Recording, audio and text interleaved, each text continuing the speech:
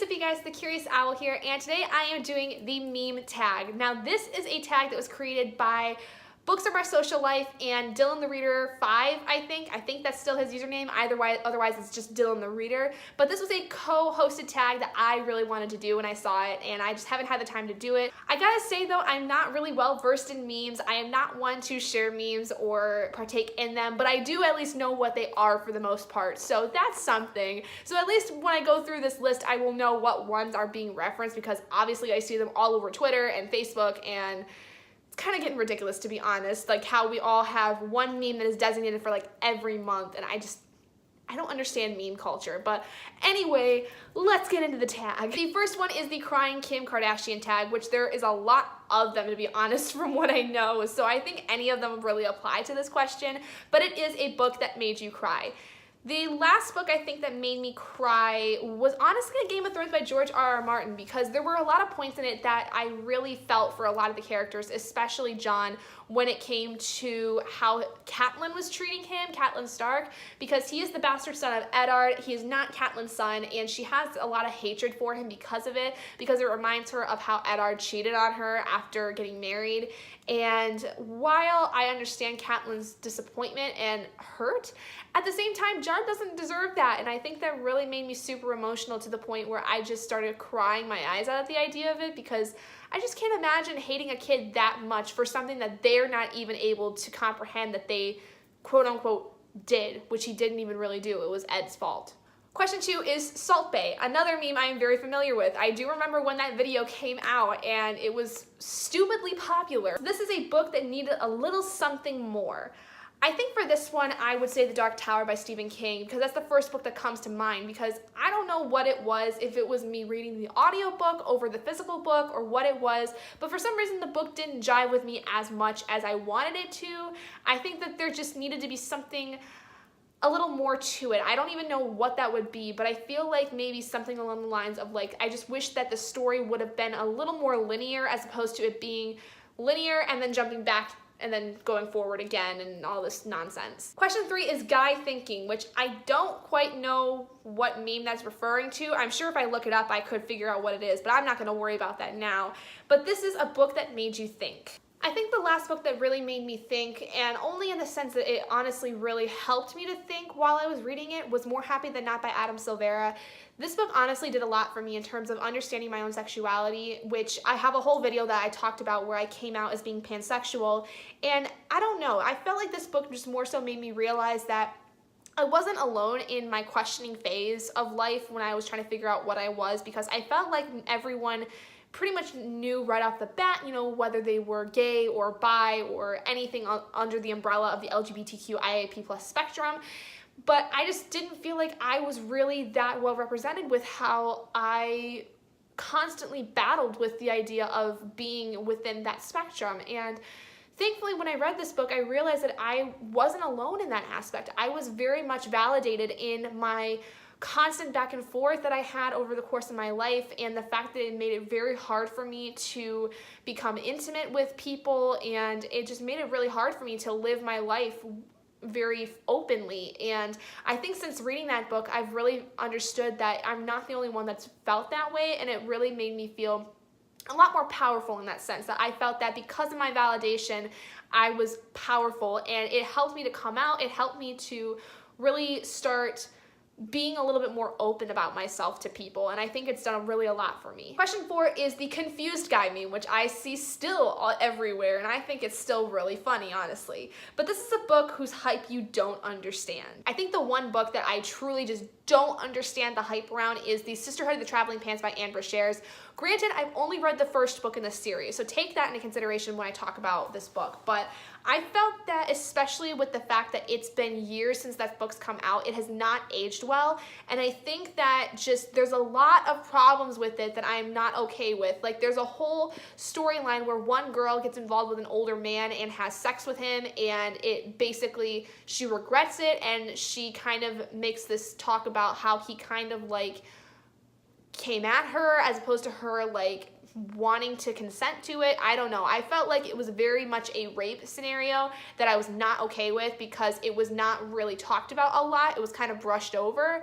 And I just don't quite see at the moment why this book was as popular as it was, because it was very blah. It didn't really do a lot for me, but I'm going to continue reading the series to see at least if my mind changes over the course of time, because the books, like, there were more books that were made into it. But in all honesty, it could have just been one book. I would have been fine to know that it was only one book as opposed to 4.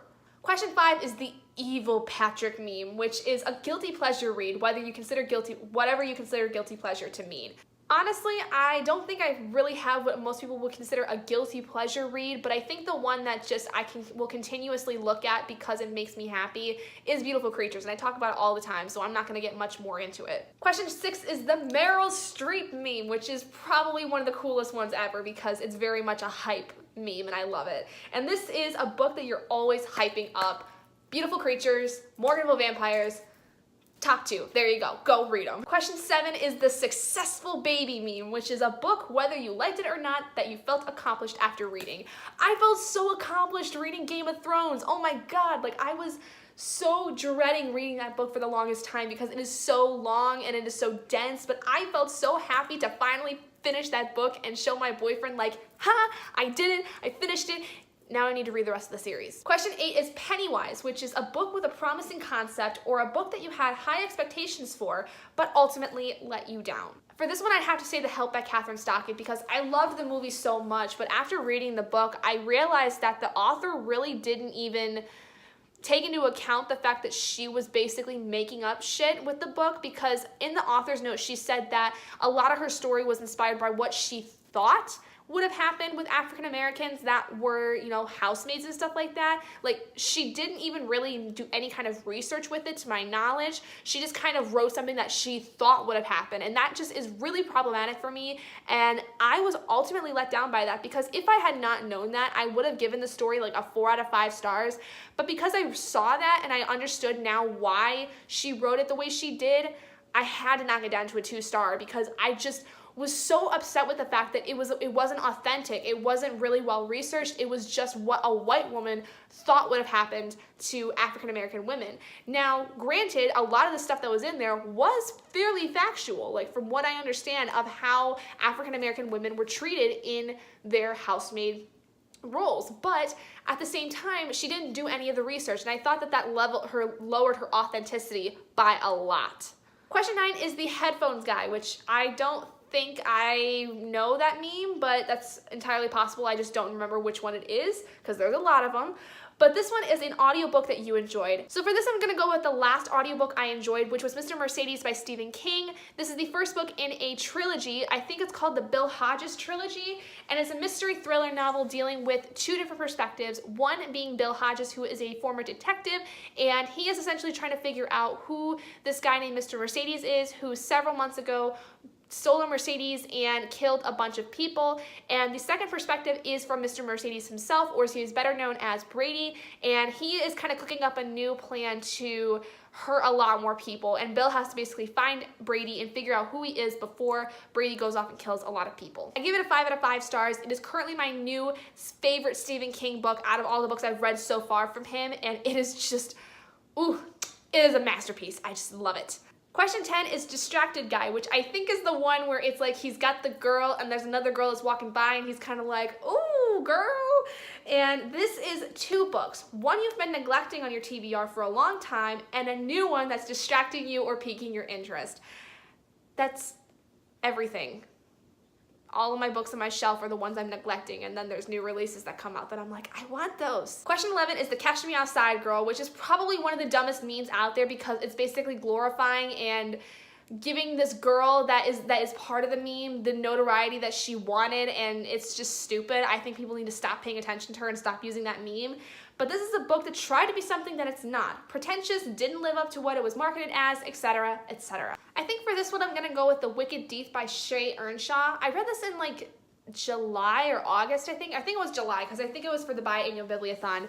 And I don't know, I felt that there was just a lot missing from it. I felt like the romance was really, really insta-lovey, and there were just a lot of things that I thought were wrong with it. I just didn't like it as much as I thought I would, and so I ended up giving it like I think a 3 out of 5 stars.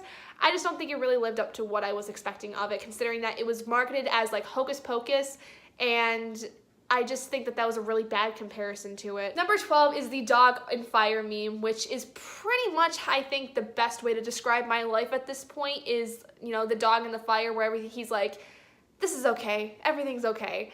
And that's pretty much my life, which is, the question is, how many unread books do you own? Personally, I think I have at least 100 books that I have not read yet. And question 13 is a bonus, which is to pick a meme that wasn't featured in this tag and to pair a book with it. I don't really know memes that well, so I know the ones that are in this list for the most part, but I wouldn't be able to pick a meme that I just could use and pair a book with. You're putting me on the spot, I can't do it. But there you guys go, those are all the questions for the meme book tag. As always, I will leave all of the questions down in the description for you guys. If you would like to answer them here, you can down in the comments below, or you can go and make your own video of this tag, as it's very, very fun. I really like this a lot, even though I'm not really a big connoisseur of memes. I just don't really see much of a point with them other than just minor entertainment. But anyway, if you guys did enjoy this video, please do give it a big thumbs up. And if you're not already and you'd like to be, hit the button down below to subscribe to become an owlet in our flock. And I will see all of you guys in my next video. Bye, guys.